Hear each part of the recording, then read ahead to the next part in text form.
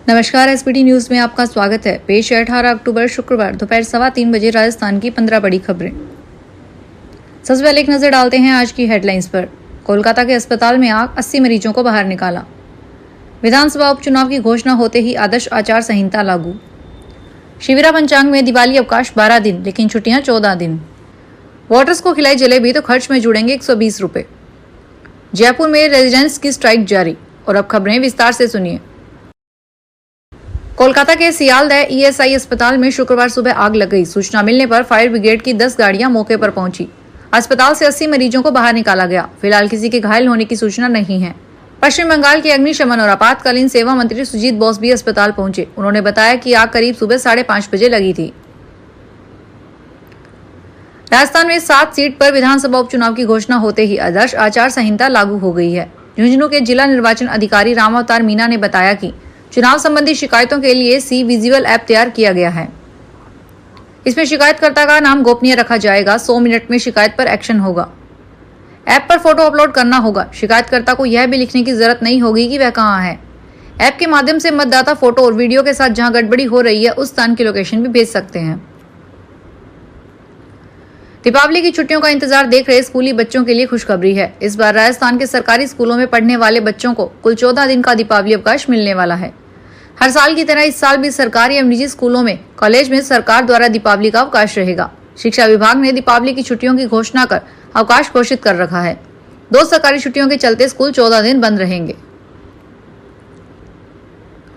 उपचुनाव में किसी भी पार्टी प्रत्याशी या निर्दलीय ने अपने मतदाताओं को लुभाने के लिए जलेबी खिलाई तो 120 रुपए प्रति किलो की दर से राशि उनके चुनाव खर्च पर जुट जाएगी। वहीं बूंदी बांटने पर प्रति किलो का खर्चा 140 रुपए आएगा। झुंझुनू में होने वाले उपचुनाव को लेकर जिला निर्वाचन अधिकारी ने जिला स्तरीय वस्तुओं व सेवाओं के दर निर्धारण को लेकर जिला स्तरीय कमेटी की बैठक बुलाई।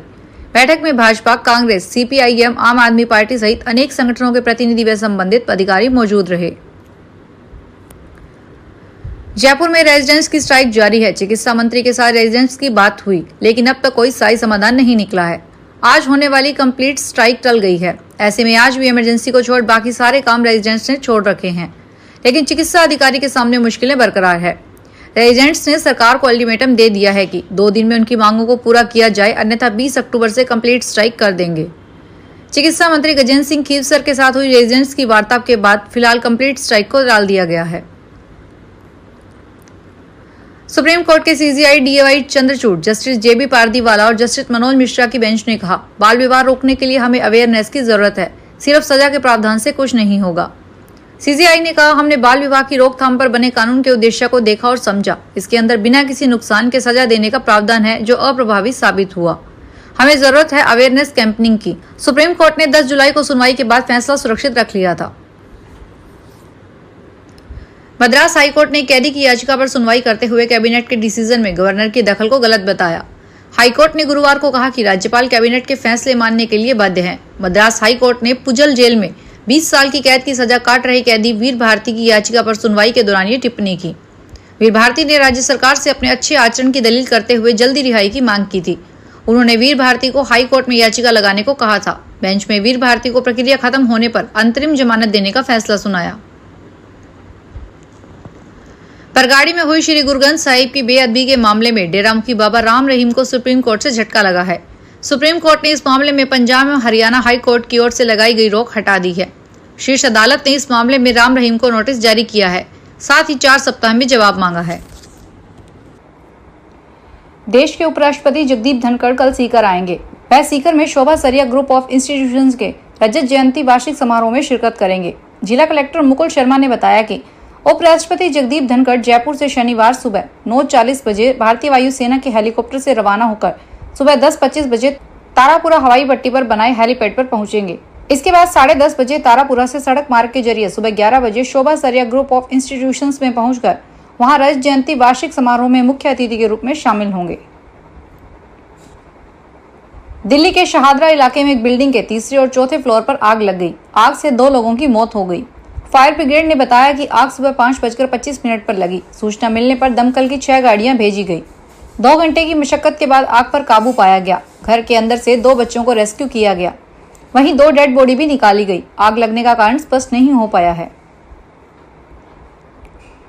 सुप्रीम कोर्ट ने 2 लड़कियों को कथित तौर पर बंधक बनाने के मामले में सदगुरु जग्गी वासुदेव के ईशा फाउंडेशन के खिलाफ केस बंद करने का फैसला किया है। CJI DY Chandrachud, justice JB Pardiwala और जस्टिस मनोज मिश्रा की बेंच ने शुक्रवार को कहा कि मद्रास हाई कोर्ट का इस तरह की याचिका पर जांच के आदेश देना सही नहीं था। कोर्ट ने कहा कि लड़कियों के पिता की याचिका गलत है क्योंकि दोनों लड़कियां बालिग है और वो अपनी मर्जी से आश्रम में रह रही है। हालांकि कोर्ट ने साफ किया है कि इस फैसले का असर सिर्फ इसी केस तक रहेगा।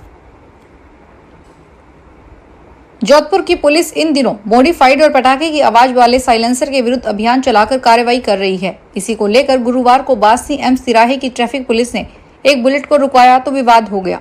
बुलेट चालक का आरोप है कि उनकी गाड़ी मॉडिफाइड जरूर थी, लेकिन इसमें साइलेंसर बिल्कुल सही था। इसके बावजूद पुलिस से 15,000 का चालान काटने की धमकी दी। उस गाड़ी को सीज होने से बचाने के नाम पर पुलिस ने 2,000 रुपए मांगे। इसको लेकर ट्रैफिक पुलिस और बुलेट चला रहे चालक के साथ बहस का वीडियो भी सामने आया है। सोने ने पहली बार नया ऑल टाइम हाई बनाया है।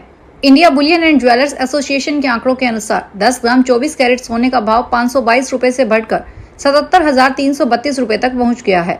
इससे एक दिन पहले इसके दाम 76,810 रुपए प्रति 10 ग्राम थे। वहीं चांदी की कीमत में 335 रुपए की तेजी के साथ 91,935 रुपए प्रति किलो बिक रही है। इससे एक दिन पहले चांदी 91,600 रुपए पर थी। इस साल चांदी 29 मई को अपने ऑल टाइम हाई 94,280 रुपए प्रति किलो पर पहुंच चुकी है। सुप्रीम कोर्ट के चीफ जस्टिस DY चंद्रचूड़ ने आयुर्वेद को स्वस्थ जीवन के लिए जरूरी बताया। उन्होंने कहा कि आयुर्वेद सिर्फ भारत तक ही सीमित नहीं है, यह एक प्राकृतिक इलाज है। कोविड-19 के दौरान उन्होंने एलोपैथिक दवा नहीं ली थी, आयुर्वेदिक इलाज से ही ठीक हुए। CJI ने ये बातें गुरुवार को अखिल भारतीय आयुर्वेद संस्थान के अंतर्राष्ट्रीय सम्मेलन में कही। उन्होंने आयुष मंत्रालय की भी तारीफ करते हुए कहा कि मंत्रालय का ग्लोबल लेवल पर आयुर्वेदिक इलाज की मान्यता बढ़ाने में बड़ा योगदान रहा है। डूंगरपुर में 84 विधानसभा सीट पर उपचुनाव को लेकर निर्वाचन विभाग अपनी तैयारियों में जुटा हुआ है। इसी के तहत डूंगरपुर जिला निर्वाचन अधिकारी अंकित कुमार सिंह ने शुक्रवार को जिला परिषद सभागार में सभी प्रकोष्ठकों के प्रभारी व सह प्रभारियों की बैठक ली। यहां उपचुनाव की तैयारियों की प्रगति की समीक्षा की। डूंगरपुर जिला परिषद सभागार में आयोजित बैठक में उप जिला निर्वाचन अधिकारी दिनेश दाकड़ और सभी प्रकोष्ठकों के प्रभारी तथा सह प्रभारी अधिकारी मौजूद रहे। फिलहाल इस बुलेटिन में इतना ही, फिर हाजिर होंगे बड़ी खबरों के साथ। सांध्या मोटर टाइम्स की मीडिया पार्टनरशिप में श्रीगंगानगर में इस बार लगने जा रहा है प्रॉपर्टी बिल्ड एक्सपो और ये लगेगा अग्रवाल ट्रस्ट, हनुमानगढ़ मार्ग, बालाजी धाम के पास। श्रीगंगानगर में 18 से 20 अक्टूबर को शुक्रवार, शनिवार और रविवार को प्रातः 10 से रात्रि 8 बजे तक।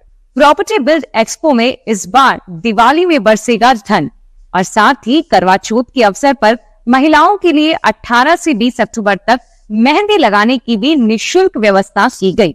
इस एक्सपो में श्रीगंगानगर शहर व अन्य शहरों में प्रॉपर्टी, मकान, दुकान, कोठी खरीदने और बेचने का मिलेगा आपको एक ग्रीन अवसर और एक्सपो में आने वाली महिलाओं के लिए बिल्कुल फ्री में मेहंदी लगाई जाएगी और इस एक्सपो में मिलेगा आपको अपने मनपसंद की प्रॉपर्टी खरीदने का और बेचने का भी मौका। इस एक्सपो में एंट्री बिल्कुल निःशुल्क रहेगी, तो जल्दी जल्दी आइए और विजिट कीजिए इस प्रॉपर्टी बिल्ड एक्सपो को। Thank you so much for watching. धन्यवाद।